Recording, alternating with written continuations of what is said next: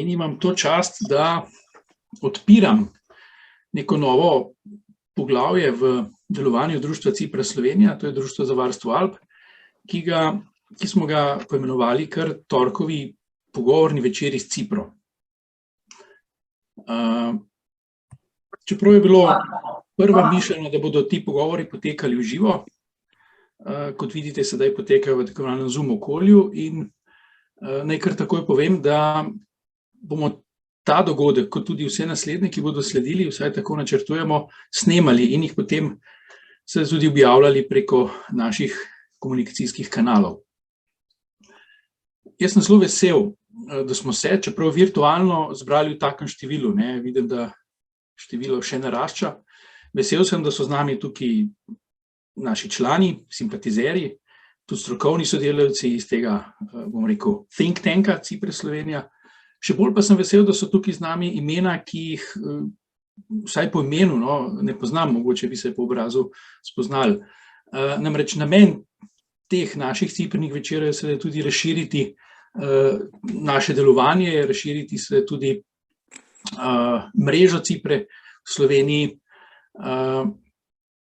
in tudi to je eden od ciljev teh naših torkovih večerov.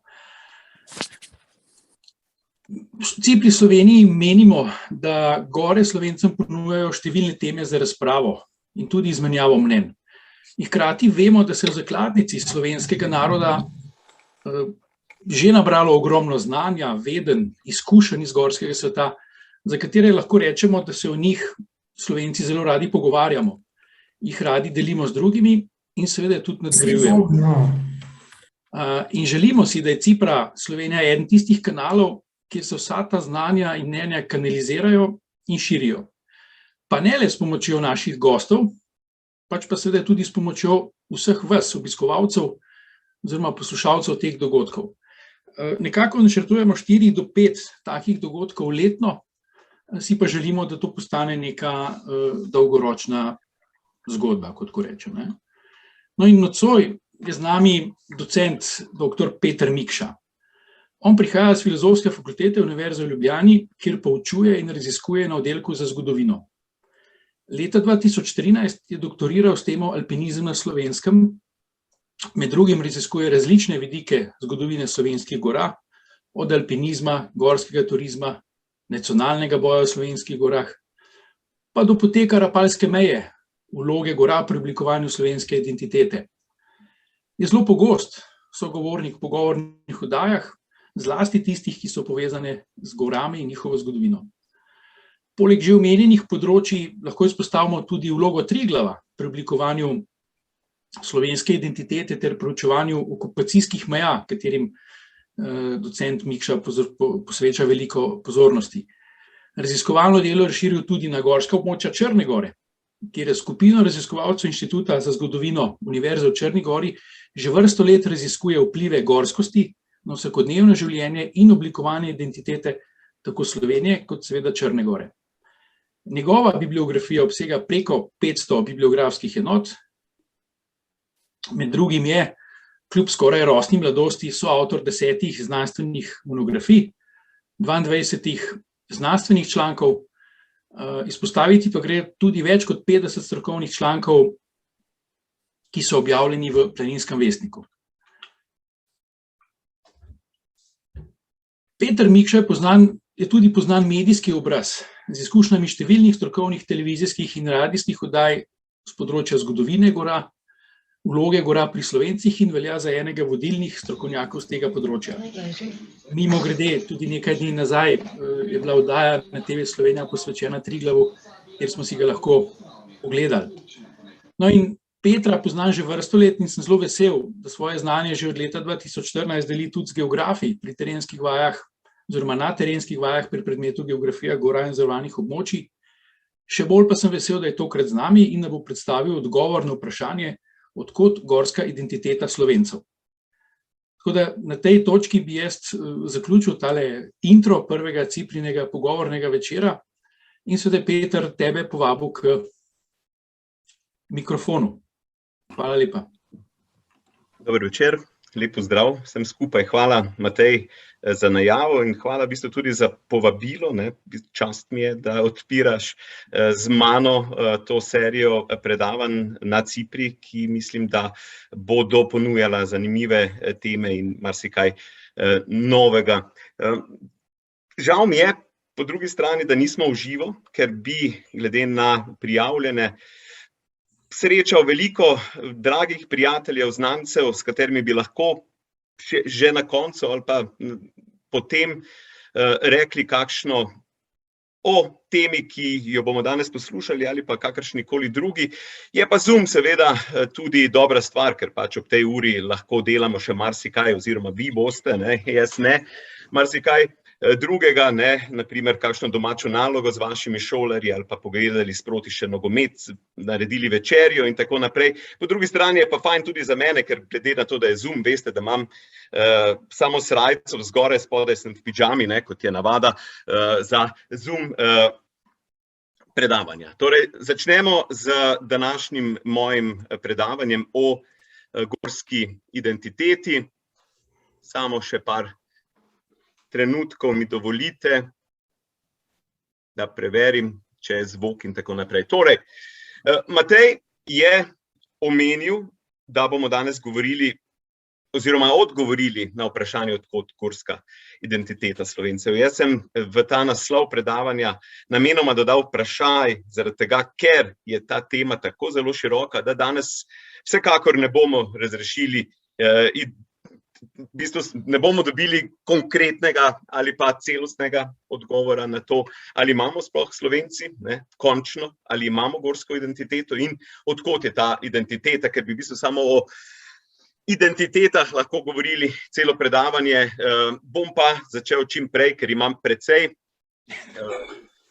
fotografij, tudi nekaj glasbenih videoposnetkov, s katerimi želim na nek način vizualizirati to predavanje. Zdi se mi zelo pomembno, da se poslužujemo, sploh zgodovinarji, vizualnih možnosti, ki jih imamo, torej fotografij in drugih zadev, sploh za pač neko sodobno zgodovino je to lažje kot za neka starejša obdobja. Naj tule povem, da vsako fotografijo, ki jo uporabljam danes v predavanju, nisem podpisal, da so avtorji večinoma fond Slovenskega planinskega muzeja, pa Muzej novejše zgodovine Slovenije, pa tudi fotografije Aleša Zdešarja iz Triglavskega narodnega parka, pa iz lastnega arhiva, ter tudi veliko spleta sem uporabil. Zdaj, tisto, kar je v mojih člankih ali pa člankih, kjer sodelujem, je podpisano, tako da lahko tisti, ki vas bo morda kaj zanimalo, najdete tam ali pa izrecno vprašate, kje sem dobil torej to fotografijo. Današnje predavanje je bilo vezano na temo, s katero sva z Matejem, torej današnjim gostiteljem, že pisala več člankov. Je pa tudi vezano na raziskave, ki jih opravljam z drugim geografom. Zanimivo, da smo se pri teh gorah našli zgodovinar, sem se pač našel predvsem z geografi, z Matijatom Zornom z Geografskega inštituta in v bistvu tole, kar bomo danes prikazali, je večinoma torej naše, moje, Matejevo in Matijevo skupno delo. Torej, govorili bomo o gorah, o Triglavu, srčika predavanja bo Triglav. Na koncu boste razumeli, zakaj to v uvodu poudarjam. Govorili bomo o tem, zakaj pač je ta slovenska fama oziroma že skoraj pregovor, da nisi pravi Slovenec, dokler nisi bil na vrhu. Ko smo na vrhu, seveda tam krstimo Triglav, imamo Slovenci v grbu, preko grba ga imamo v zastavi, imamo torej Triglav goro, o kateri bomo danes govorili, o kateri bomo govorili v 2 od 3 državnih simbolih. Smo na nek način unikum. Glede tega je pa zanimivo, da v bistvu ne samo to, da imamo Triglav v grbu, da imamo v zastavi, govorili bomo danes, na nek način bom poskušal prikazati pot, kako smo do tega prišli in zakaj imamo to danes. Zanimiva in fascinantna stvar pa se mi zdi še ta, da v bistvu ne samo, da ga imamo v grbu in zastavi, ampak da redno, ko pridemo na Triglav, ko pride ljudje na Triglav, razpenjajo, ali so to kakšne družbene ali so to kakršnekoli že zraven, ponavadi je še slovenska zastava. Ne? Na vrhu Triglava seveda simbolno jasno, je to najvišji vrh Slovenije, po drugi strani je pa v bistvu resnično prostor, kjer imamo ponavadi najpogosteje razvitje zastave. Nisem še zasledil, da bi se tako razvijale zastave, ne vem, na Piranski punti ali pa torej kjerkoli ob morju ali ob Bledu in drugih simbolih slovenstva. Torej, Triglav, simbol slovenstva, kjer na veliko se fotografiramo in seveda zraven dodajamo še slovensko zastavo, torej simbol slovenstva. Ali imamo Slovenci gorsko identiteto? Na nek način sem zdaj nakazal to, da Slovenci imamo radi gore, da v gore množično hodimo, na nek način že lahko govorimo o romanjih na Triglav. Triglav je sveta gora.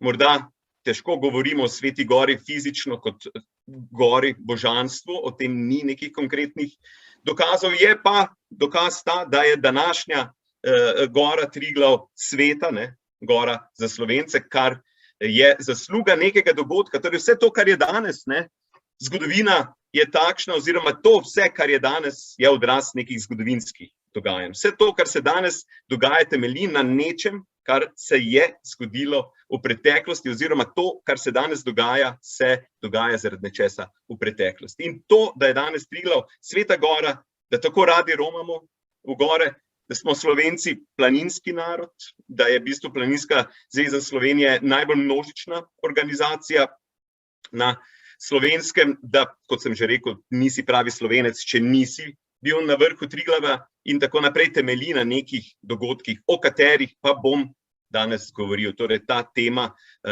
bo temeljila, torej, zakaj smo danes, kar smo, seveda je razlog nekih preteklih dogodkih, dejanjih, osebah, ki so pač danes zadevo pripeljale. Na nek način še vedno danes, ne, Slovenci, kar se gorstva, gorskosti, kar se planinstva, kar se identitete gorske navezave na gore, jezdimo neki val, ki je nastal seveda pred časom. Poglejmo, kaj naj bi to bilo. Ali imamo Slovenci gorsko identiteto? Kaj je sploh identiteta? Ne? Torej, identiteta je politično-geografska nezamenljivost in enkratnost določenega naroda, ki ju ob družbenih spremembah v širši upravno-politični skupnosti doživlja kot poseben način mišljenja, ravnanja in doživljanja. Torej, identiteta je neka skupna stvar, nekaj, kar si skupaj deliš še z nekom drugim. Seveda, nacionalna identiteta je, ne, varianta copy-paste, samo da se spremeni ključna zadeva. Torej, ko narod dobi svojo državo, postane nacija, ne, Slovenci smo z osamosvojitvijo postali nacija in zato lahko govorimo tudi o nacionalni, torej, identiteti. O identitetah bi lahko danes zelo široko, imamo ogromno različnih identitet, mi pač se bomo osredinili na to gorsko identiteto in Slovence, torej povezavo Slovencev z gorami. Stopimo malo tako v preteklost, pa poglejmo ne samo v preteklost, ampak različne segmente o tem, če pač govorimo, da imamo neko skupno, torej Slovenci, identiteto, ki je vezana na gore, pa poglejmo v bistvu, kaj imamo Slovenci z gorami, kakšne povezave imamo z gorami. Torej, če že pogledamo samo neke mitološke zgodbe, v zgodbe, ki nam jih pripovedujejo kot otroci, jih že poslušamo o velikanih, o ajdih, o ajdovskih deklicah, ki so živeli v gorah. Torej, imamo zgodbe, ki so vezane na gorski prostor.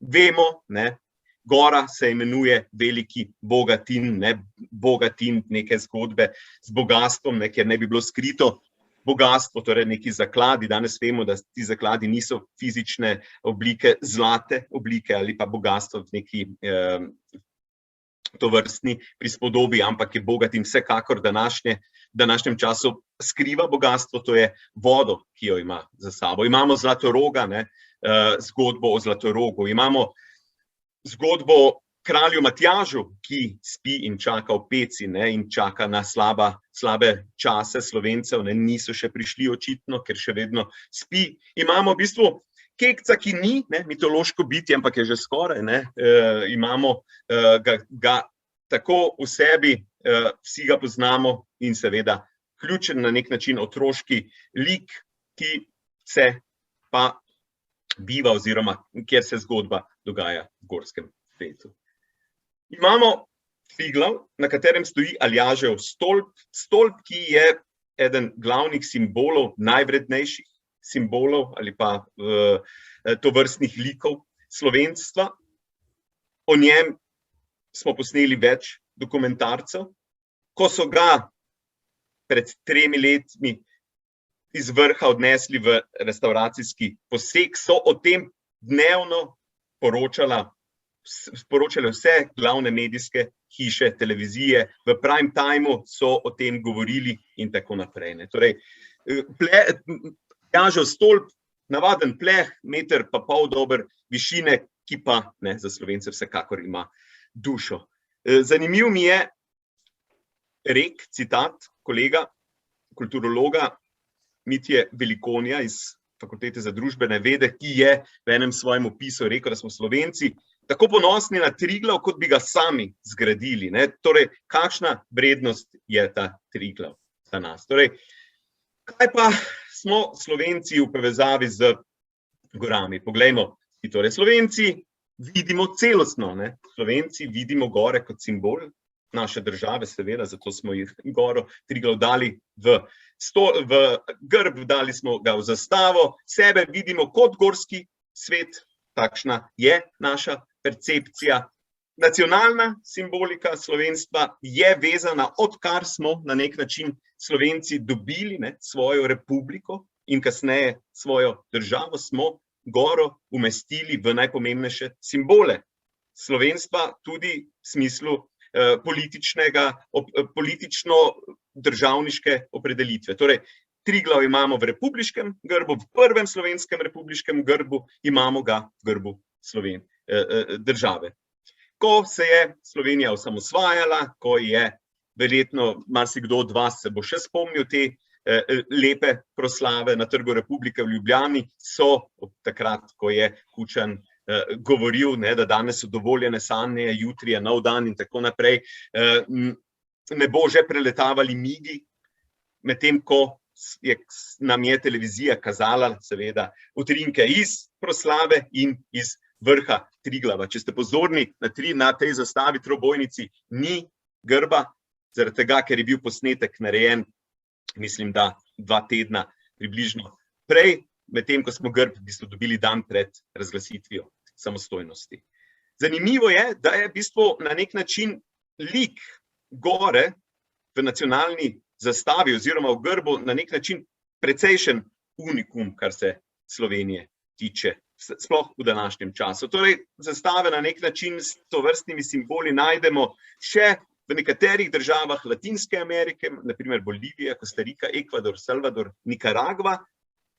Zanimivo pa je, da smo v prejšnji državi, torej v Jugoslaviji, imeli kar 3 republiške grbe, kjer so bile upodobljene gore. Imamo Črnogorce z Lovčenom, ki ima zelo podobno simbolno vlogo kot Triglav. Tudi Makedonci so imeli goro, korab oziroma gora v grbu.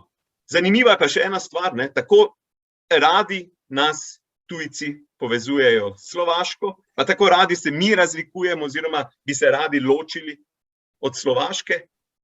Ime je že zelo podobno, zastavo imamo skrajno, imamo zastavo isto razvrščeno, pa še v grbu imamo oboji goro, kar je zanimivo, čeprav Slovaška in slovenski Triglav, torej gore, ki so upodobljene, v obeh grbih na nek način nimata niti približno iste simbolne vloge. Torej, Triglav vsekakor je celostno gledano, ampak zanimivost vsekakor je.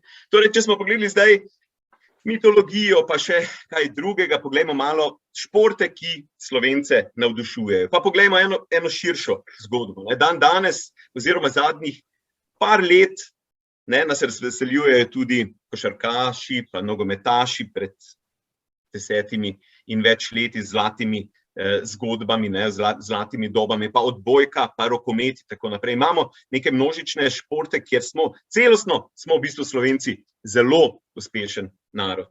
Kar je na nek način vezano tudi na tole zgodbo, o kateri bomo danes govorili, zakaj imamo neko tako športno, uporniško, uspešno identiteto v sebi. Ampak, če pogledamo celostno Slovence od leta 20 naprej, ko se v bistvu razvija, ne, telovadba, planinstvo in šport, oziroma šport v današnjem pogledu, ne, ko vse to troje na nek način pride v skupni termin šport in ko smo skupaj v neki skupni, torej jugoslovanski zgodbi, je razvidno, da smo Slovenci že od 20 let na nek način gradili športno identiteto, ki je bila vezana na gorske, alpske, planinske športe.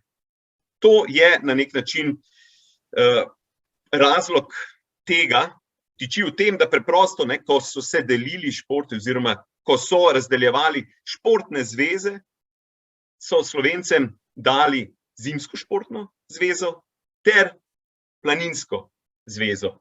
Najprej sicer postavljeno v Zagreb, govorimo še o jugoslovanski zgodbi v sredi 20 let, ampak na to v bistvu Slovencem, ker smo najboljši, dajo tudi planinstvo. Torej Slovenci dobimo zimsko športno zvezo, smučanje, skoke, alpsko, nordijsko in planinstvo. Na tem na nek način gradimo zgodbo, ki pa se najbolj razbohoti v 80 letih, čemur bomo danes dali še posebej veliko poudarka. Seveda zimski športi, smučanje z Bojanom Križajem, pa potem Matejo Svet in tako naprej, ne, do današnjih smučarskih uspehov in zmag, ki jih lahko srečni smo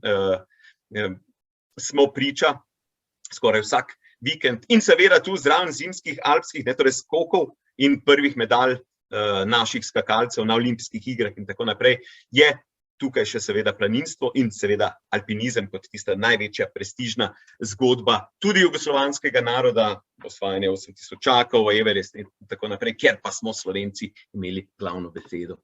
Ta podatek je sila zanimiv. Od 68. leta, ko v Sloveniji podeljujejo priznanja za športnice in športnike leta, so športi, ki jih lahko vežemo na torej zimski, alpski šport, smučanje, skoki, teki in tako naprej, in planinstvo, ne, z zadnjo športnico leta, dobili skupno za 43% vseh priznanj.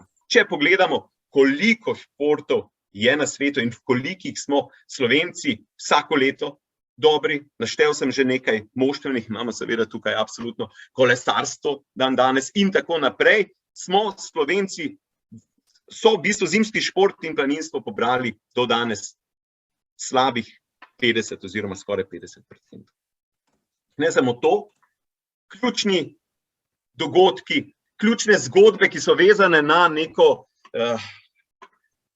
slovenstvo, kjer se manifestira slovenstvo z množico zastav, verjetno največ zastav na nekem mestu, je vezano na alpski prostor, je vezano na zimske športe, imamo torej planico, imamo vitranc, imamo zlato lisico, imamo v bistvu športne dogodke, ki so neke vrste Grand Prix v teh seveda športnih. Imamo osebe športne, ki so v svetovnem rangu in seveda izhajajo športnega sveta. Imamo industrijo, ki je vezana na gorski svet, seveda z zvezdo Elanom, katerega je seveda zdaj nasledil Slatnar, imamo industrijo proizvodnje obutve in tako naprej. Imamo center Planica, ki je bil ob posodobitvi oziroma ob gradnji zelo drag, ampak če primerjamo gradnjo Planice in na primer gradnjo Stožic, lahko gotovimo, da Planica v nobenem trenutku celostno gledano ni bila problematična. Kar glede vsote in glede vsega drugega, torej Planica je sveta in vsekakor smo se vsi strinjali, kljub temu, da v bistvu nismo imeli po drugi strani stadiona in konkretne dvorane, da pa Planico rabimo in da v bistvu ta denar je vsekakor umesten. Vsi naši športniki, od Dončića pa prej Zahoviča, Orisov in tako naprej, imajo na svojem dresu upodobljen, stiliziran Triglav. Športni časnik, edini športni časnik slovenski, ima zelo znano glasbeno oziroma zvokovno reklamo, ki pravi za Goro, za Slovenijo in tako naprej. Torej, gremo naprej. Pravkar je šla knjiga, ki prikazuje upodobljanje oziroma pojavljanje Triglava. Preko 300 tovrstnih znakov je avtor zbral. Moramo vedeti pa, da je to vezano predvsem na zadnji čas. Torej, Slovenci smo na nek način obsedeni s Triglavom, imajo ga razna društva in tako naprej. Torej, zakaj vse to, o čemer danes govorimo? Na podlagi česa je Triglav tako pomemben? Zakaj ga imamo v grbu? Torej, zato je pomemben, ker ga imamo v grbu, ampak zakaj ga imamo v grbu in tako naprej.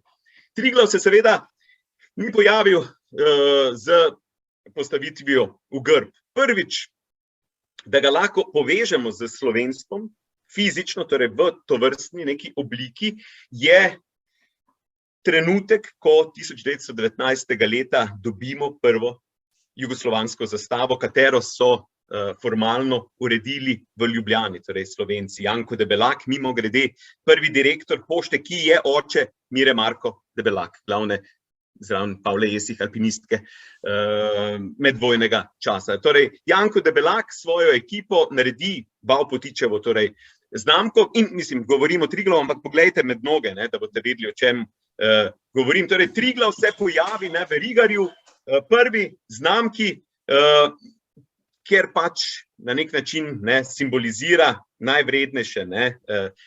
Suženj trga okove, osvobodil se je avstrijske monarhije oziroma habsburške monarhije, avstro-ogrske in v bistvu z Triglavom v ozadju stopa na novo pot. Da lahko resnično prvič Triglav kot goro osredinimo kot simbol slovenstva, brez dvoma, je trenutek, ko ga Plečnik, naš najpomembnejši arhitekt, ki v bistvu je pravkar prišel s svojimi deli na seznam UNESCO, upodobi v grbu, ki predstavlja, Slovence. Torej, na sredini imamo goro, imamo Triglav, na levi strani je srbski grb in na desni hrvaški, torej treh plemen tedaj, govorimo smo v letu 34, torej v času največjega unitarizma jugoslovanskega, ko Karadžordžević na nek način poskušajo narediti skupen jugoslovanski narod s tremi plemeni. In eno od teh plemen je, torej smo Slovenci, kjer Plečnik Triglav umesti, torej Triglav da kot simbol slovenstva. Ena stvar, ki na nek način prikazuje, kako se Triglav, kako se ta naša gora v 20, v 30 letih simbolno umešča v percepcijo ljudi, je vsekakor grob moderne, ki ga lahko pogledate na Žalah. Grob v bistvu najpomembnejšim slovenskim predstavnikom moderne, torej imamo Keteja, Cankarja in Murna, ki je upodobljen v obliki Triglava. Mislim, da gre za leto 23 oziroma 24. In spet je avtor, v bistvu je povezava z Plečnikom, eden od učencev, Grabrijan, mislim, da upodobi to vrstno zadevo. No, zdaj smo pogledali malo to simbolno zgodbo, športno, mitološko, poglejmo še, na nek način gremo širše, tukaj smo že nakazali tole kulturno zgodbo, ampak poglejmo še ene druge zadeve. Slovenski prvi celovečerni film v kraljestvu Zlatoroga je vezan na gorski, na alpski svet. Torej, dogaja se pod Triglavom, ključno zgodbo ima Triglav. Avtorji so v bistvu člani turistovskega kluba Skala, prvega alpinističnega kluba pri nas. Drugi celovečerni, govorimo o nemih filmih, da ne bomo zamenjali z kakšnim drugim, torej celovečernim, že zvokovnim. Drugi slovenski celovečerni film so Triglavske strmine. Torej imamo prva dva filma, ki sta vezana na gorski svet. Seveda je to čas nekega evropskega Bergfilma, ki prihaja, torej ime že pove z nemškim vplivom. To, da Slovenci dobimo v tistem času na podlagi tudi planincev, alpinistov, ki so zbrani v turistovskem klubu Skala, svoje prva dva filma. Imamo Planinski vestnik, ki ga izdaja Planinska zveza oziroma njen predhodnik Slovensko planinsko društvo, ki je 4. najstarejša periodična publikacija, a še danes najstarejša, ki izhaja neprekinjeno. Če boste kdaj v Ljubljani, tisti, ki niste iz Ljubljane in boste šli v, lahko rečem, glavno knjigarno v Ljubljani v Konzorcij, boste lahko ugotovili, da velik del, glede na tematiko, vsekakor največji del knjigarne spada oziroma je posvečen planinsko-alpinistični literaturi. Zakaj?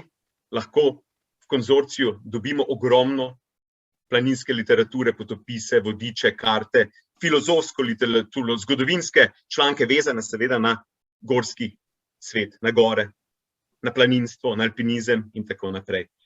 Zakaj smo Slovenci tako tudi produktivni, kar se tega tiče? Če pogledamo produkcijo, filmsko produkcijo, če skočimo zdaj od teh prvih celovečernih filmov in pogledamo na primer dokumentarce in podobne stvari, ki se vežejo na Triglav, na gore in tako naprej. Imeli smo svojo redno oddajo, ki je bila vezana na gore in ljudje. Matej je omenil, da je v bistvu pred 2 dnevoma bila že ne vem kolikšna ponovitev filma Naš Triglav. Torej, tematika z gorami je Slovencem zelo ljuba, zato tega se zaveda, to pač iz prve roke vem, na Radioteleviziji Slovenije, ker vejo, da pač to vrstna tematika bo vedno imela odmev. Če primerjamo, na primer, s nogometom, ki je globalno najpomembnejši šport, če pač vzamemo neko športno komponento, bomo lahko videli, da se je, v 10 letih glede na o nogometu naredilo 3 dokumentarcev, v tem času se o planinah, o gorah naredilo vsaj 20 dokumentarcev, tako pač groba ocena. Slovenci imamo zelo pomembno, in tole bo zdaj v bistvu en del, ki ga bomo precej dobro obdelali, vezan glasbeno na gorski svet. Narodne pesmi se vežejo na gore, narodno-zabavne pesmi, na nek način so zgradile tudi, bomo lahko videli tole zgodbo, ki jo imamo še danes, predvsem Avsenik, s svojimi skladbami od 70 let naprej, imamo Alpski kvintet, Ime že in tako naprej. Imamo tudi zabavne popevke, ki opevajo gore in Slovence. Ključna točka, kar hočem tukaj izpostaviti, je ne, da pač zgolj pojejo o gorah, ampak da imajo pomembno gradbeno vlogo pri gradnji identitete. Smo v 70-ih, 80-ih letih, ko Slovenci v sklopu večnacionalne države, torej jugoslovanske države, iščemo neko svojo identiteto in jo navezujemo na nekaj, kar pač drugje ni. Ne moremo vezati na morje, ne moremo vezati na podobne zadeve. Imamo pa gore, v tem se razlikujemo, v tem nas vidijo drugačne naši sobratje v nekdanji Jugoslaviji in gradimo športno, narodno identiteto vezano na gore. Poglejmo, zdaj takole, ne s celimi spoti, ampak v bistvu z izseki pesmi, s katerimi lahko vidimo, kako v bistvu v tistem času na nek način poteka gradnja identitete. 70. leta, višek gradnje identitete jugoslovanske skupne zgodbe, s pesmimi, kot je na primer ta, Matej samo povedati.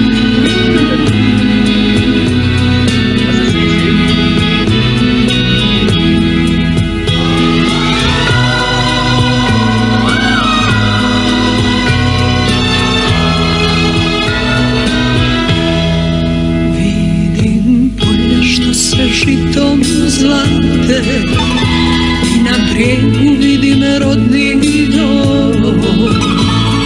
Svakog trena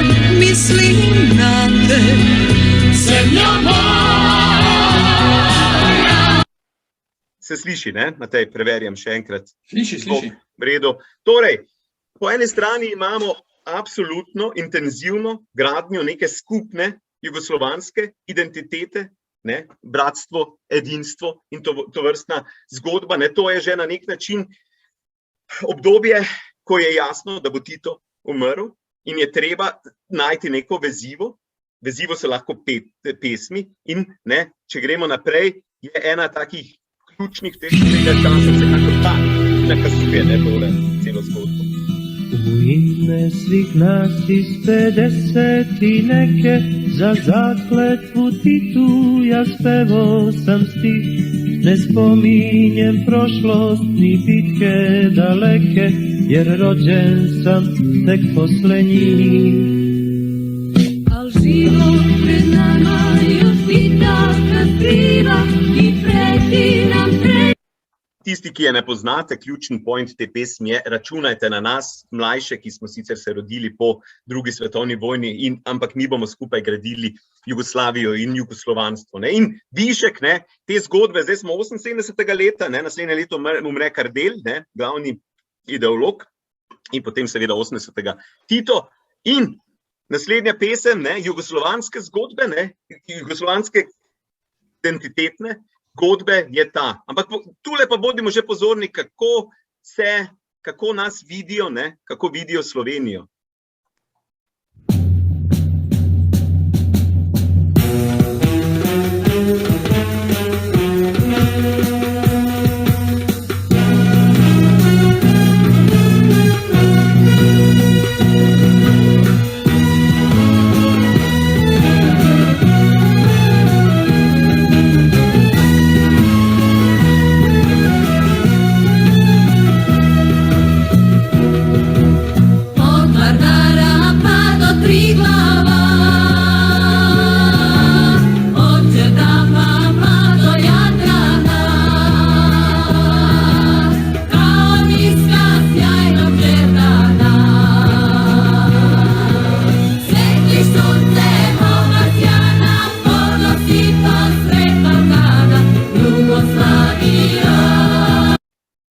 Slovenci so gore, ne, seveda Bled kot tista ključna točka. No, to je ta jugoslovanska zgodba, ki smo ji lahko v tistem času na nek način bili prisotni oziroma je bila prisotna. Zdaj pa poglejmo zgodbo slovenske gradnje, iskanja identitete, ne, preko parih pesmih, ki niso samo narodno zabavne, ampak gredo tudi v popevke in celo v bistvu neke vrste rok. Pa gremo kar po vrsti, ne? Prvo boste vsekakor poznali.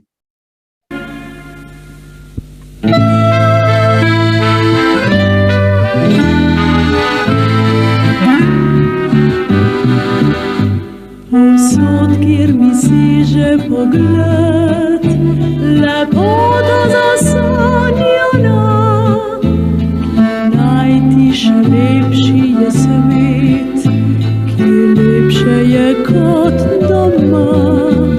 Se s hribov daljave zazrem, pregričev dolin gora, daljavi že modro morje uzrem, ki lepše je kot doma. Slovenija, odkud lepote tvoje.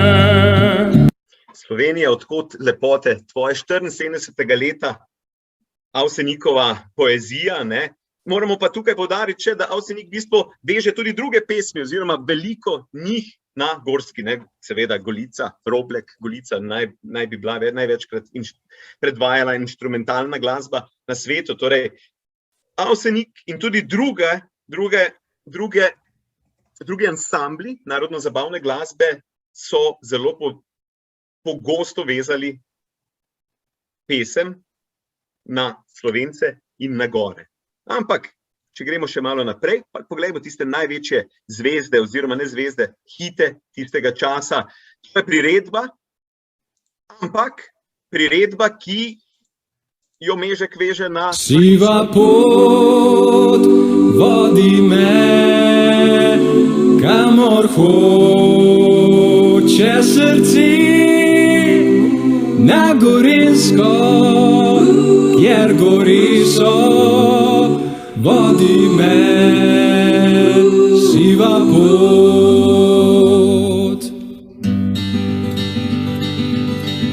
Skoraj raj si ti Gorenjska, sive gore in zelene reke.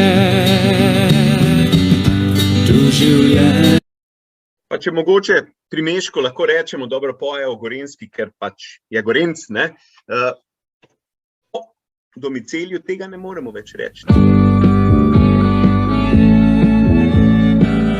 Slovenec je, ne, planin sin.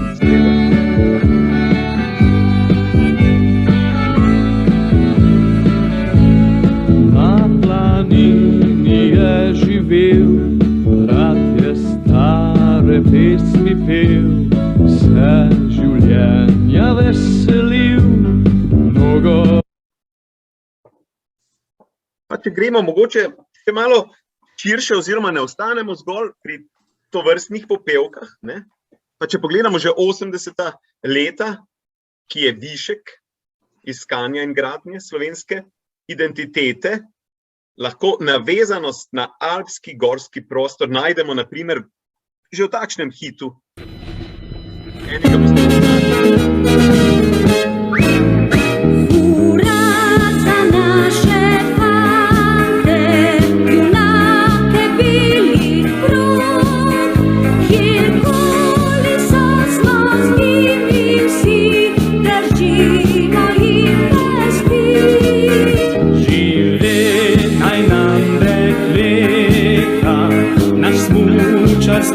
Ponos, ko se v dolino zapove, zastane nam srce. Smučajmo vsi, Bojan in mi, od Vitranca strmine, do bele jamovine, tako nekaj. 80. leta so višek te smučarske evforije, ne, ki pa je vezana na to, da smo tukaj Slovenci dobri, da smo tu najboljši v Jugoslaviji in zato tudi ekstremno to želimo negovati in poudarjati, ne. Na nek način skoraj zafrkancija je seveda, ta pesem je na nek način že skoraj zafrkancija oziroma lep prikaz tega časa, Lačni Franc oziroma Zoran Predin, Bela simfonija. Dobro večer, dragi poslušalci, gledalci, dober dan, vidite Srečko Jančič po telefonu.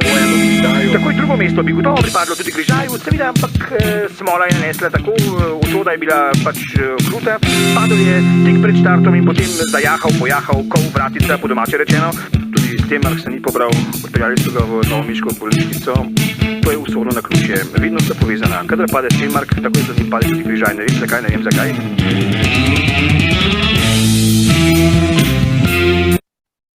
Opa, tam je pa malo skočilo, ker je ključno zaslišati tole zdaj, ko bo besedilo. No.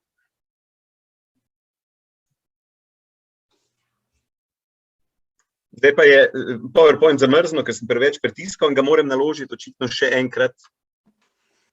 Več hujga, 2 minuti pauze. Ja, pijača, lahko pogledate, kakšen je rezultat. Za kokice minuta.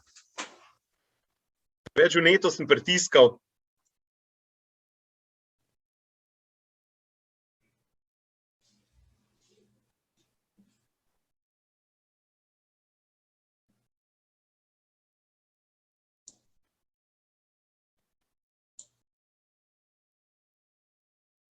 Peter, si kdaj govoril s smučarji o tem, če oni te stvari tako vidijo? Jih vidijo, ja. Dobro, dajmo nadaljevati.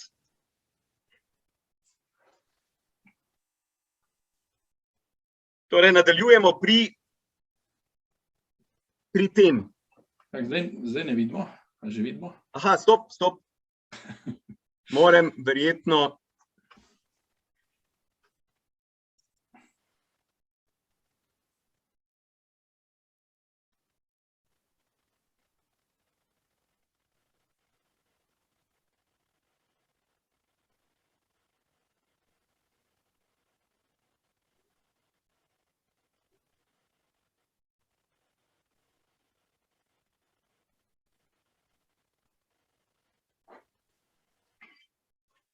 Ni zvoka, ne?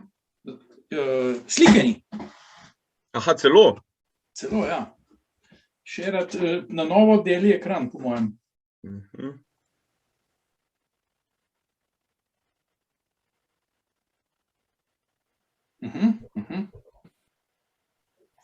Ja. Še malo v redu.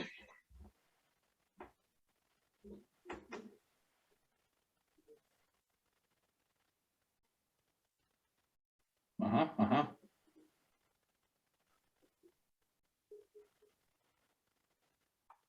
Ne vem, zakaj lačni Franc noče zašpilati. Ja, evo. To, ker ste na arhvadu.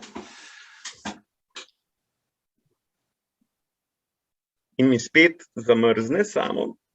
Dajmo še enkrat, bomo šli pa naprej. Point te pesmi je, da Zoran pove, da prva beseda najmlajših Slovencev naj ne bo mama, ampak RC Elan, in govori o smučkah, ne ključnih smučkah tistega časa, Elanovih seveda smučkah. Pa poskusimo zdaj še enkrat.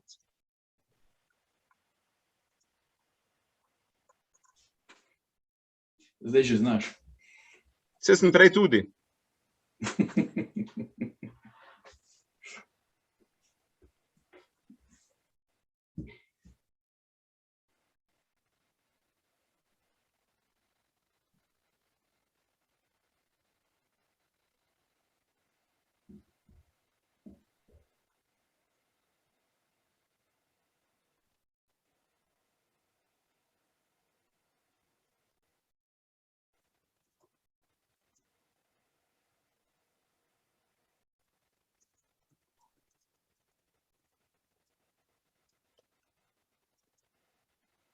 Slišimo vse, ne?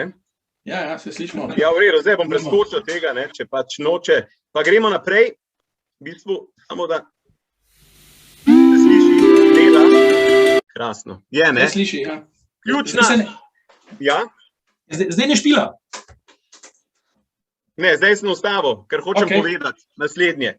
Ključna zgodba teh 80-ih let in gradnje te skupne zgodbe, gorske, smučarsko-planinske, je vsekakor spot Slovenija, moja dežela iz 86. leta, oziroma naslov je Turisti prihajajo.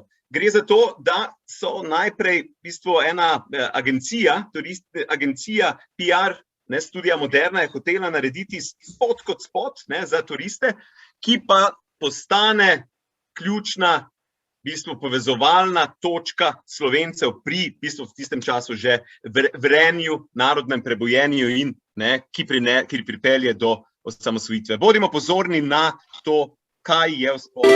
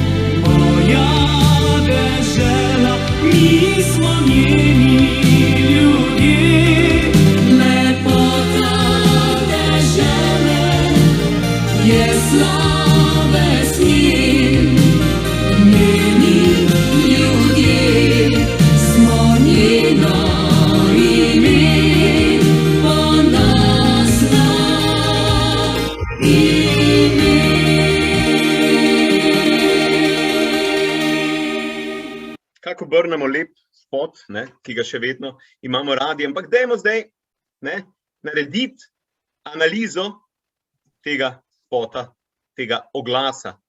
Dolžina 93 sekund, oglas se začne in konča v gorski pokrajini, torej Glavni spot, ki naj bi prikazoval Slovenijo in Slovence, se začne in konča v gorski pokrajini, pa imamo malo kraške pokrajine, malo imamo morja, malo imamo mesta, Lipicance in Bled in tako naprej, imamo spet gore, imamo celo markacista, ki nam riše markacijo, malo morja, malo morja, ne, gore, konča, začne so gora. Analiza pokaže, da dobra polovica spota se veže na gorski prostor.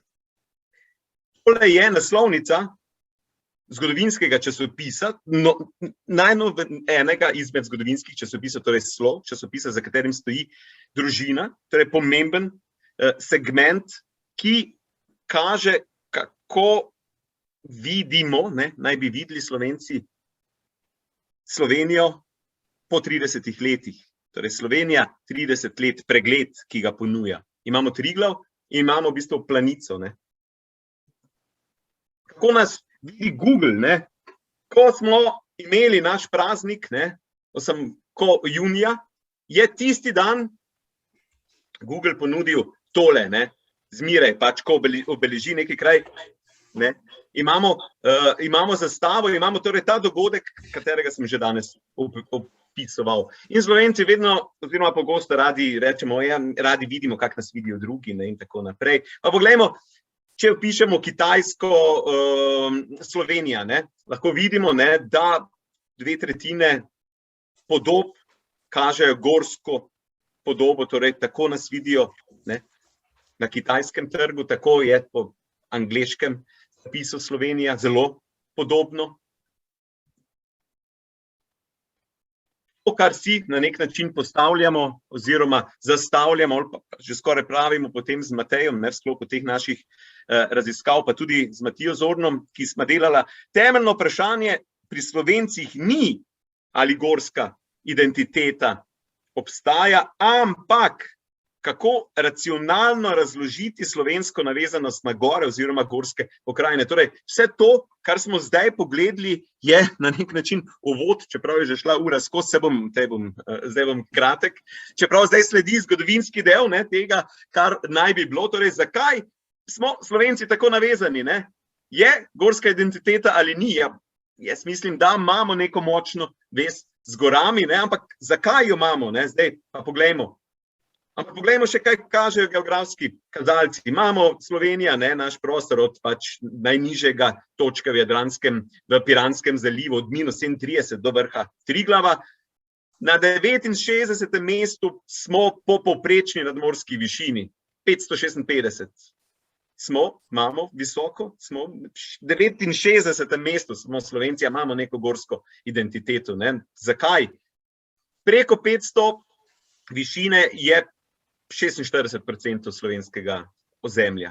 Preko 1000 je 11, preko 1500 metrov višine je le 2,5% ozemlja in pozor, preko 2000 je le 0,5% ozemlja, ampak mi govorimo o gorski identiteti, mi govorimo, da smo Slovenci planinci, da moraš biti na Triglavu, da smo alpinisti, najboljši, v bistvu lahko rečemo, Janja Garnbret prva, ki je pobrala medaljo v plezanju. Prebivalstva živečega v gorah preko 500 le 11%, preko 1000 nadmorske višine 0,2%, torej ne živimo v gorah. Zakaj? Pa je zdaj, končno pridemo na zgodovinsko področje. Moja teza, na kateri gradim, pravi, da je ključna zgodba, ki ni vezana samo na gorsko identiteto, ampak tudi v bistvu športno identiteto, je boj. Boj, Slovenci, boj, to nam je zelo domače. V našem primeru gre za tako imenovani boj za gore. V naših Alpah lahko v bistvu v zadnjih 120 letih dobrih sledimo 4 fazam tako imenovanega boja za gore. Na podlagi oziroma zaradi katerih smo Slovenci danes tako navezani na gore. Gremo po vrsti. Torej, imamo prvega nacionalni boj za gore med Slovenci in Nemci od konca 19. stoletja do Prve svetovne vojne, pa potem od leta 18 do 41 boj za gore nacionalni med Slovenci in Italijani, bomo videli, zakaj vse na nadaljevanju.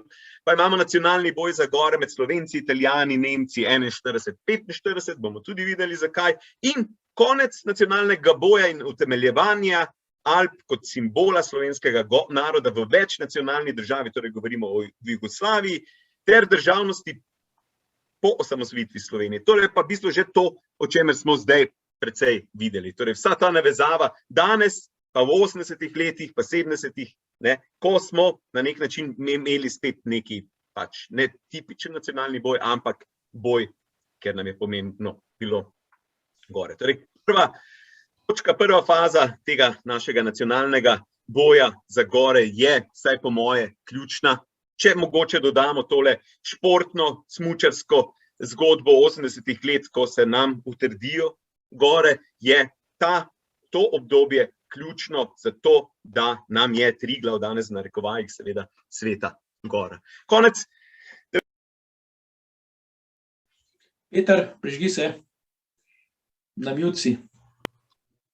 Ja, predolgo sem govoril, pa me je kar sam že ugasil. To imate verjetno po 1 uri govora, pol izključite. V redu. Torej, konec 19. stoletja je slovenski prostor bil pod močno germanizacijo. Torej, Nemci so pri nas dominirali tako na gospodarskem, političnem, tudi kulturnem področju in z razvojem gorskega turizma, z razvojem v bistvu industrializacije, ki odpre tudi gore, ki jih približa, imamo avtomobile, imamo železnico in tako naprej.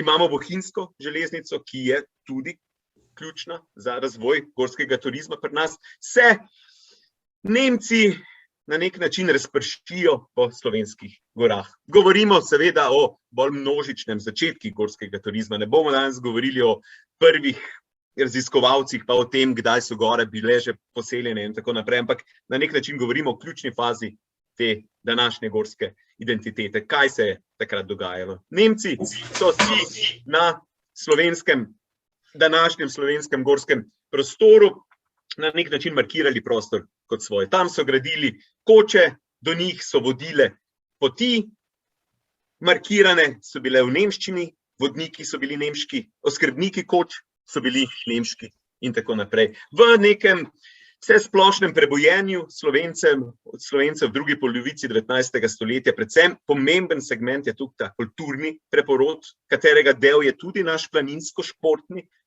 preporod. Velikokrat radi damo veliko težo kulturnemu preporodu, ampak za današnjo ali pa na splošno oblikovanje Slovencev ima veliko vlogo tudi šport v današnji percepciji, predvsem v tistem času planinstvo in sokol v smislu telovadnega razvoja. No, gremo naprej.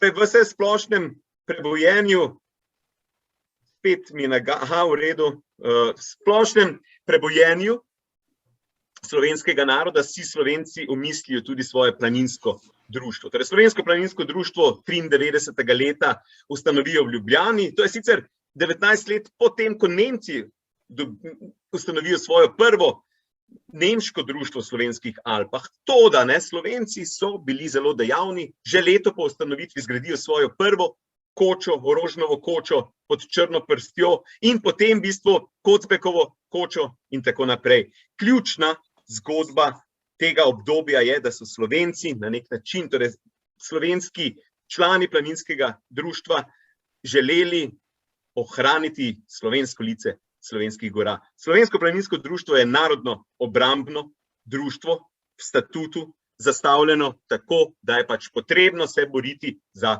slovenske gore. Ključna točka tega obdobja, ključna točka o tem, da govorimo danes o gorski identiteti, je ta mož in je ta pleh, ki ima dušo. Torej 1895. leta Aljaž na vrhu Triglava postavi zavetišče. Seveda, če hoče na vrhu postaviti zavetišče, mora biti lastnik te zemlje. Ključen trenutek. Nemci so imeli Triglav za svojega očaka, torej Altvater, ki naj bdi in pazi na svoj nemški narod, ki živi pod njim. Za njih je bil to absoluten nemški simbol. Aljaž pa gre na občino in kupi za en goldinar 16 kvadratnih metrov ozemlja na vrhu, torej na špici.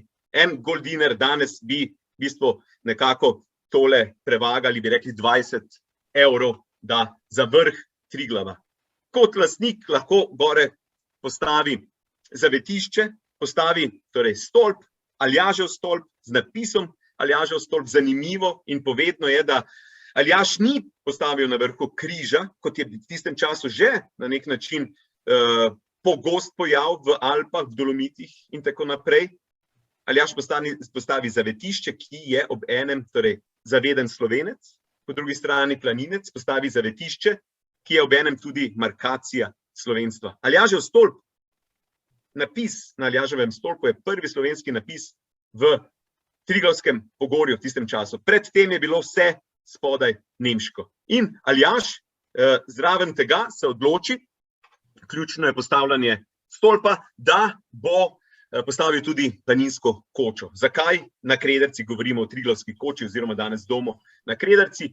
Aljaž, ko postavlja stolp, mora spati v nemški koči, Dežmanovi koči, današnji Staničevi koči, ker mu skrbnik reče, gospod župnik, sreča, da ste prišli sredi tedna, je bil, mislim, da v torek, bila je megla, sreča, da ste prišli danes, ko je slabo vreme, ker če bi bilo lepo vreme, za vas ne bi bilo mesta, ne? Aljaža je to tako užalilo, da v bistvu je mesec dni potem že imel kupljeno zemljo za Krederco, ki jo je taktično našel višje, kot so bile vse nemške koče. Torej, Triglavska koča, Krederca današnja stoji najvišje, torej višje od vseh nemških koč, kar je po drugi strani tudi prestižno dejanje. In to na nek način Aljaž seveda zato, da Triglav postane Sveta Gora, kar tudi piše v svojih zapisih, poskrbi, da do Krederce vodi nova slovenska pot. Če pogledamo samo vrata, pa vemo, da iz vrat lahko prideš do Staniča oziroma do Krederce po poti čez Prag ali po Tominškovi. Pot čez Prag je tedaj bila nemška. Aljaž zato postavi novo pot in jo imenuje po Tominšku, torej po načelniku SPD-ja. In v bistvu v tistem času se te dve poti imenujete slovenska in nemška. In značilnost tega obdobja je točno to. Po naših gorah se postavljajo in stojijo slovenske koče in stojijo nemške koče. Do nemške koče vodi nemška pot, do slovenske koče vodi slovenska pot. In včasih so te koče zelo blizu druga. Popolnoma nepotrebno gledano, glede na to, da je ves drugi prostor prazen, da postavljajo. Ampak Slovenci na nek način kljubujejo, jasno je, da kljubujejo Nemcem in nagajajo in Nemci se tega zavedajo in svoje koče imenujejo Schutzhütte, torej zavetišča.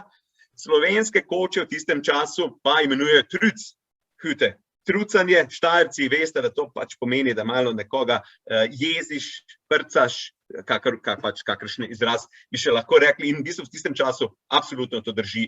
Ključna podatek za današnji čas, tudi za gradnjo gorskega turizma, za gradnjo množičnega planinstva ali pa gorskega turizma v naslednjih desetletjih, tudi danes za gorsko identiteto, pa je to v smislu, da Slovenske Alpe zaradi tega prvega nacionalnega boja dobijo odlično infrastrukturo, na podlagi katere se potem lahko razvija množičen turizem, množično planinstvo, torej gore postanejo dosegljive. In Aljaž v bistvu naredi pot iz Krederce na vrh Triglava. Ta današnja linija, ki jo poznamo iz Krederce, ko greš po grebenu potem, ki je bil dopred tega zelo oster, zelo zračen, nevaren, Aljaž v bistvu naredi prve zajle, oziroma ne zajle, prva varovala prav z namenom, da Triglav približa in Triglav približa vsem Slovencem širom slovenskih dežel, takrat v sklopu seveda nemškega, avstrijskega. No, druga točka, ki je zelo pomembna, je obdobje 18 do 41. 12. novembra 1920, ampak seveda na nek način z linijo, ki je bila že demarkacijska od leta 18, torej od konca Prve svetovne vojne, ki so si jo Italijani izgovorili z londonskim memorandumom, torej tajnim sporazumom, za kar da so vstopili sploh v Prvo svetovno vojno, dobijo 1/3 slovenskega, z našega gledišča slovenskega ozemlja. Rapalska meja, ki razdeli Slovence, teče od Peči, torej od Karavank, pa do reke, mimo Snežnika, predvsem za nas je pa pomembno v današnjem kontekstu ali pa tudi nasplošno, za videnje pomembnosti gora pa je ključno to, da v bistvu da meja teče čez greben Julijskih Alp. In ne samo to, v bistvu teče z vrh Triglava. In govorimo o letu 1820 pride uradno pogodba, ampak na terenu se na nek način linija meje markira do leta 25. In do leta 25 ni točno jasno zdaj, ali bo vrh Triglava padel pod Jugoslavijo oziroma tedaj še kraljevino SKS, ali bo padel pod kraljevino Italijo. Tukaj na sliki, na fotografiji vidimo mejni kamen, ki je stal na vrhu Triglava. Zapomnite si ta mejni kamen, ker bomo še v naslednjih minutah govorili o njem. Ampak v tistem času seveda Triglav, Monte Tricorno, postane zelo zanimiv tudi Italijanom. Gre za prestiž, gre za markiranje prostora. Tako kot smo govorili pri kočah, nemških, slovenskih, gre za markiranje prostora. Skozi, seveda gorski prostor je primeren za tako ali drugačno ovekovečenje prostora, kot tvojega. Markiraš lahko ozemeljsko, ideološko in tako še naprej. Mi govorimo čisto ozemeljsko. Torej, Aljažev stolp, dokler ni jasno, da pade na jugoslovansko stran, zgolj mislim, da 2,55 metra, nekaj takega, je Triglav idealno torišče tako imenovanih malarskih vojn med Jugoslovani, med Italijani, med Slovenci, torej jugoslovansko navdahnjenimi in Italijani. Tako je Triglav en teden prebarvan, govorim en teden, seveda, pač različna obdobja so v jugoslovansko trobojnico, pa potem ga prebarvajo Italijani v italijansko trobojnico, pa pride Knafelc, ki ga poznamo kot očeta markacije, pa prebarva stolp v belo barvo in tako naprej.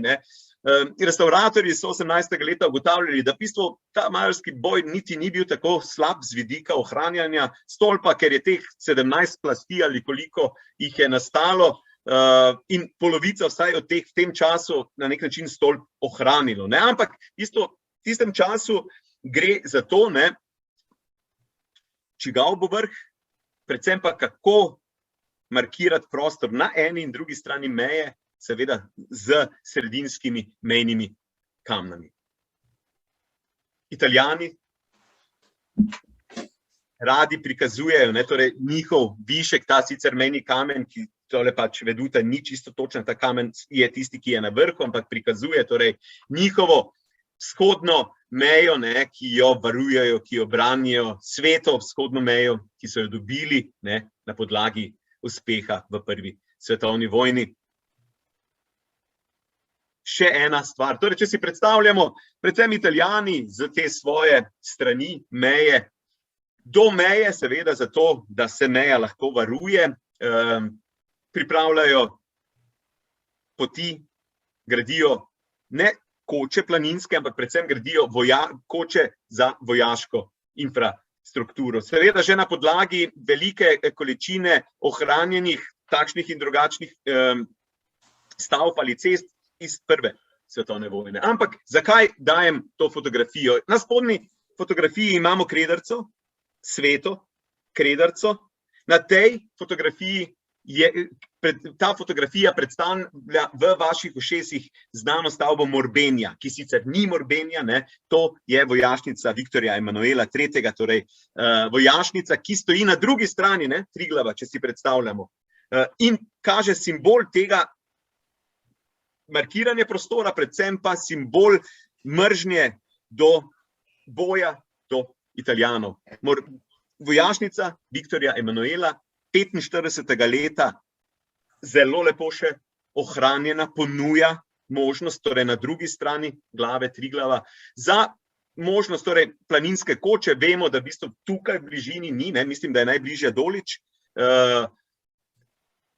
Z današnjega vidika nova koča, ki bi bila non-stop polna, ni bila adaptirana po drugi svetovni vojni. Zakaj? Zakaj se jo je prepustilo uničenju? To je ključen podatek, ki kaže v bistvu tudi to simbolno vlogo gora Triglava in tudi Kredarice za slovenski narod. Ker, pozor, ta stavba je že imela ime, to naj bi bil Kugijev dom, z najvišjih inštanc političnih ni imela dovoljenje za obnovo, ker bi koča, ki so jo zgradili Italijani v času fašizma na Primorskem, stala, mislim, da 10 metrov više kot Kredarica. Torej gre za prestiž, gre za simbol. Sveta Kredarica je mogla na nek način ostati najvišja. Kredarica, ki je simbol boja Slovencev za nekaj, ker nam je uspelo. Zakaj je to tako pomembno? Slovenci smo v bistvu vedno na nek način bili tisti, ki smo izgubljali. V tem primeru tega našega alpskega ali pa gorskega dogajanja, sploh pred prvo svetovno vojno z Aljažem in tako naprej, gre na neke vrste notranji imperializem. Slovenci smo dobili nekaj nazaj, uspeli smo si priboriti. In Kredarica ne bi bila najvišja stavba, zato je ta Morbenja, ki jo pač imamo danes, torej vojašnica Viktorja Emanuela, Kugijev dom, bila obsojena na propad. Ena fotografija iz tistega časa, še 10 minut, Matej, pa končam. Simbolno dejanje, na Triglav se 39. leta povzpne tedanji prestolonaslednik oziroma kralj Peter II. Karađorđević, in na tej strani je v bistvu simbolno dejanje tudi v tem, ker je pokazal, ker je vedel, kako pomembne so gore Slovencem, je v slovenskih gorah v tistem času, torej kot mlad fant, 16-letni, bil mesec dni, prehodil vse Kamniško-Savinjske Alpe in v bistvu se povzpel tudi na vrh Triglava. S tem simbolno seveda pristopi, torej vladar Jugoslavije že tedaj, in na tem primeru gleda s prijatelji na italijansko stran in upa, da bo nekod odrešil te slovenske, njegove slovenske ljudi, ki so obstali na drugi strani te krivične, seveda za Slovence, meje. V tem obdobju govorimo še o eni drugi zanimivi točki, ne o boju za gore, kar smo zdaj poudarjali, ampak o v bistvu boju za stene, ki je tudi zelo pomembna točka za razvoj alpinizma, za gradnjo te planinsko, predvsem pa alpinistične identitete. To je prvi slovenski alpinistični klub, ki je ključen za razvoj alpinizma zaradi izobraževanja, kvalitete in tako naprej. 21. leta po prvi svetovni vojni dobimo Slovenci svoj plezalni klub, ki ima zaradi ideologa Klementa Juga, filozofa, ki v bistvu na nek način v določenem njegovem obdobju prehaja tudi na področje psihologije in etike, in on vidi v bistvu alpinizem kot odlično torišče in stene, torišče kazanja moči nekega naroda. Pravi, da Slovenci smo majhni po številu, lahko smo pa veliki po dejanju. In če si predstavljamo, da v slovenskih gorah v tistem času ne poteka neki konkreten boj nacionalni z Nemci, ki pa posegajo v stene, zaradi tega, ker so takrat nemški alpinisti najboljši na svetu in prihajajo slovenske stene, ker plezajo prve linije, torej prve prvenstvene smeri, so prvi v naših stenah. Klement Jug se temu opre oziroma postavi prvo ideologijo alpinizma, ki pravi osvajalni alpinizem. Gremo zaznačiti slovenske stene, tako kot so delali Aljaž in prej za vrhove, gremo slovenske stene narediti slovenske, kar na nek način z svojo ideologijo mu uspe. Žal se prekmalu ubije, ampak pri enem poskusu solo vzpona, ampak njegov duh na nek način ostane. No, zdaj smo že pri tretji točki, ki kaže v bistvu netipično, ne moremo reči boj za gore, kot smo ga poznali zdaj, ampak simbolna dejanja v tem času ali pa dejanja ali pa kako se Triglav v tem času umesti v slovensko zavest, tudi tako, torej simbolno zavest je po drugi strani ključen za današnje videnje, predvsem Triglava. Torej, tole na fotografiji je ena od znamk nemškega rajha, ki je zajemal Gorenjsko, Koroško in spodnje Štajersko oziroma Štajersko. 4 znamke so bile, mislim, da Bled, Ptuj, Maribor ali Celje in severna Triglavska stena oziroma Terglav oziroma Triglav. In to je pač točka. Nemci so ponovno imeli Triglav, ki so ga izgubili. Mejniki Rapalske meje, ki jih še danes lahko vidimo v Triglavskem pogorju, so spremenili napise. Prej so seveda bili I na eni strani, J na drugi strani. Še danes lahko dobimo mejne kamne z D-jem, torej Deutschland, z nemškim rajhom na drugi strani. Še danes lahko, Nemci so zasedeno slovensko ozemlje jemali kot sestavni del, sestavni del nemškega rajha. Torej, po meji, Rapalski meji do Vrstnika in nato mimo Ljubljane na Dolenjsko in ob Sotli, torej Štajerski gor do Prekmurja, so Nemci smatrali torej mejo, ki bo tukaj stala 1000 let. In so jo v bistvu kot tako tudi začeli varovati oziroma so jo zavarovali. Zavarovali so jo identično, tako ob Sotli kot na Dolenjskem, Polhograjcih, tudi predvsem na prelazih Visokogorja. Še danes lahko najdemo ostanke, ki niso ostanki Rapalske meje ali večina jih zamenjuje kot ostanke Prve svetovne vojne, mejnih, torej žičnih struktur, ki so stale na Dolških vratih, pa na Vršiču, pa na Doliču, pa na Bogatinskem sedlu in tako naprej. Torej, seveda žico dvometrsko niso postavljeni na vrh Triglava ali pa kje drugje, so pa jo postavili čez visoko, tudi čez, torej,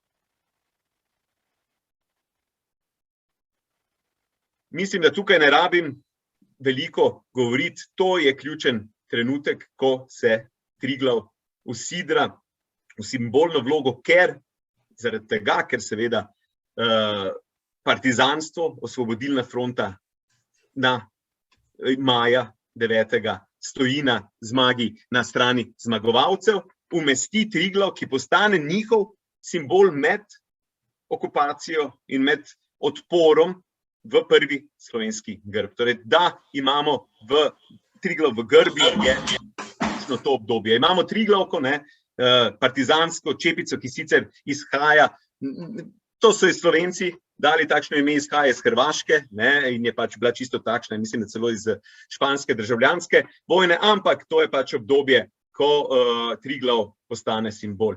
Mejni kamen, ki sem ga omenjal prej in je stal na vrhu Triglava, 44. leta partizani ob vzponu na vrh izruvajo in ga vržejo v dolino. In tole je v bistvu opis te skupine v opisno knjigo, ki je bila takrat na vrhu Triglava. In desno je označeno, kjer piše: porušili smo krivični mejnik vrh Triglava.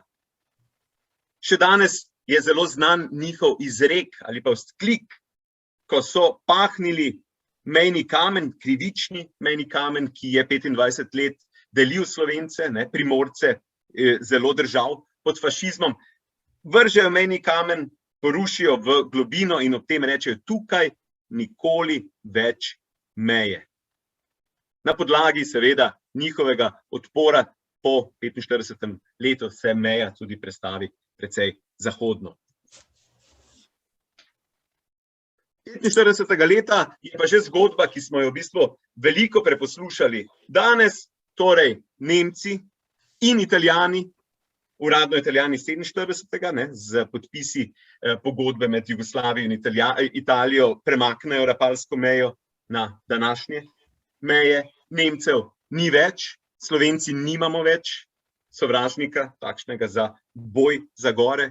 Imeli smo dovolj faz že prej, ampak pojavi se pa eno simbolno dogajanje, ki v bistvu na nek način danes lahko vidimo ostanke tega boja, maščevanja, uničevanja na pač različne načine.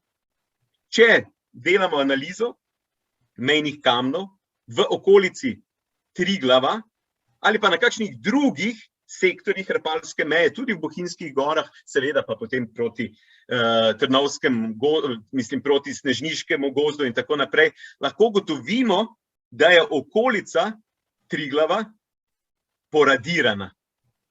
Mejnih kamnov skoraj tukaj, da ni. In to govorimo o mestih, kjer so stali, kjer je potrebno zelo konkretno plezati. Vemo, imamo informacije, da po letu 1945 so bile organizirane tako imenovane delavske akcije, ko so hodili v gore uničevati mejne kamne. Seveda največ njih v okolici Triglava. To je pač analiza, to je pač fotografija iz enega terenskega dela z Matijom Zornom, ko smo pač pregledala določene sektorje in označila, koliko katerih, kakšnih in drugačnih mejnih kamnov je ali ni več. Torej, Triglav je v tistem času najbolj očiščen, fašistične, rapalske, krivične navlake. Kot sem že rekel, 47. leta Triglav pride v grb federativne oziroma na to socialistične republike, oziroma ljudske in potem socialistične republike Jugoslavije. Množičnost, torej druga na nek način ključna točka zraven tega boja in zraven tega, da smo s tem bojem dobili infrastrukturo, seveda tudi italijanskih potem planinskih koč, izvzemši Kugejev dom, sem povedal, da ne. Od leta 1945 do 1953 smo bili Jugoslovani v vojnem stanju zaradi vprašanja Trsta. Kako ohranjati ljudstvo aktivno, sposobno za boj, zato da forsiraš tako imenovano novo fiskulturo. Fiskultura, športna dejavnost, najboljši poligon, najboljši šport tovrsten je, ker je množičen, je planinstvo. Zato nova oblast, nova struktura, fiskultura zelo propagira množičnost planinstva in tako naprej.